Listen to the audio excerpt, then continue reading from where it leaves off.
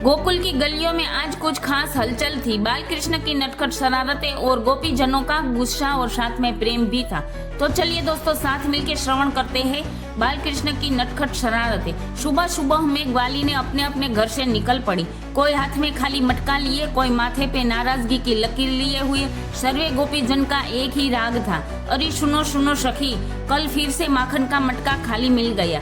हाँ हाँ रे सखी, और ऊपर छज्जे पे चढ़कर सब माखन खा भी गया, पता भी नहीं चला। गोकुल की सबसे तेज तरार, अकड़ू और निडर गोपी प्रभावती भीड़ के बीच आई। कमर पर हाथ रखे हुए, आंखों में चमक और ऊंचे स्वर में चुनौती दी। तुम सब थक गई हो इस कान्हा को पकड़ने में, पर आज देखना मैं इसे रंगे हाथ पकड़कर ही दम लूंगी। सभी गोपियां थोड़ी राहत महसूस करने लगी। अरे हाँ हाँ, तू कुछ कर। जब सुबह जल भरने जाती है हम सब तो हमारा मटका फोड़ देता है और घर में घुसकर माखन भी खा जाता है और माखन के मटके भी तोड़ देता है।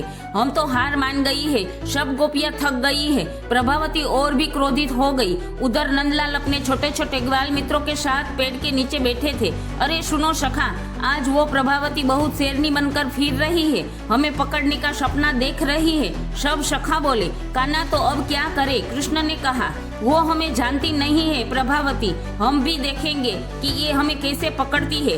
आज हम भी इसको सबक सिखा के ही रहेंगे। कृष्ण अब जीत पर अड़ गए थे। प्रभावती का ही माखन चोरी करना था। कल सखे चलो हम साथ मिलकर योजना बनाते हैं। हाँ कृष्णा, चलो योजना में हम साथ देंगे। आधे सखे माखन के लिए भीतर जाएंगे, बाकी के बाहर निगरानी करेंगे। हाँ कान्हा हाँ, कृष्णा बोले। और सबसे खास बात, प्रभावती को ऐसी जाल में फंसाएंगी कि वो हमें पकड़कर भी खुद धोखा खा जाए। दूसरे दिन कृष्णा और सब सखे राह देख रहे थे। दोपहर ढल रही थी। भीतर माखन का मटका टंगा था और दरवाजा आधा खुला था। कृष्ण और अपने दो सखे साथ मिलकर चुपके से घुसे और चर चर माखन निकालने लगे। अचानक पकड़ा रे, प्रभावती ने झटका मारकर और कान्हा का हाथ पकड़ लिया। आज तू भाग नहीं पाएगा रे कान्हा। प्रभावती कान्हा का हाथ पकड़े पकड़े गोकुल की गलियों से गुजर रहा था। गांव वाले हंसते हुए देख रहे थे। अरे देखो देखो सखी, नंदलाला रंगे हाथ पकड़ा गया। कान्हा हंसते हुए कह रहा था, अरे छोड़ दे, मेरी कलाई दुख रही है। प्रभावती अकड़ कर बोली, नहीं, आज तेरी चोरी का हिसाब यशोदा मैया के सामने दूंगी। प्रभावती बड़बड़ाती बाजार से निकली। सिर पर का पल्लू जैसे ही ठीक करने लगी, कान्हा ने चालाकी से प्रभावती के हाथ से खुद का हाथ सरका लिया, खुद के पति का हाथ थमा दिया। जब तक प्रभावती पहुंचती नंद भवन के आंगन में, कान्हा पहले से ही किसी और रास्ते से भागकर यशोदा के पास पहुंच गया था। यशोदा की गोद में बैठकर भोली सी शक्ल बनाकर बोला, मैया मैं तो सिर्फ तेरा ही माखन खाता हूँ ना, फिर भी गोकुल की ग्वाली ने मुझ पर इल्जाम लगा रही है।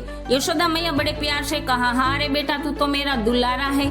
तभी प्रभावती यशोदा के आंगन में बड़बड़ाती हुई आई। यशोदा माँ, ओ यशोदा मैया, बाहर निकलो। बोल रहे प्रभावती, क्या चिल्ला रही है? मैया देखो, यही है माखन चोर। यशोदा माँ बोली, कौन? प्रभावती पहले देख तो ले। अरे मैया, आपका लल्ला ही माखन चोर है, देखो मैया। यशोदा मैया बड़े प्यार से मुस्कुरा रही थी। अरे प्रभावती, मेरा लाल तो मेरे पास बैठा है। मेरे घर में माखन की कमी है जो तेरा माखन चोरी करे?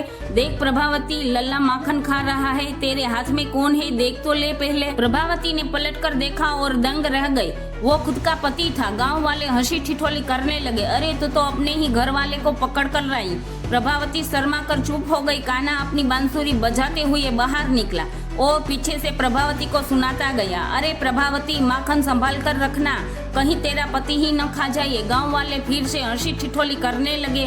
तो प्रिय भक्तों, यह केवल माखन चोरी की बात नहीं थी, बल्कि एक गोपीजन और कान्हा के बीच का निष्कलंक, निष्काम और निश्चल प्रेम था। प्यारी सी लीला पसंद आई आपको तो कमेंट में जय श्री कृष्ण लिख देना और ऐसी दिव्य लीला को आनंद लेने के लिए हमारी चैनल से जुड़े रहो। जय श्री कृष्ण, राधे राधे।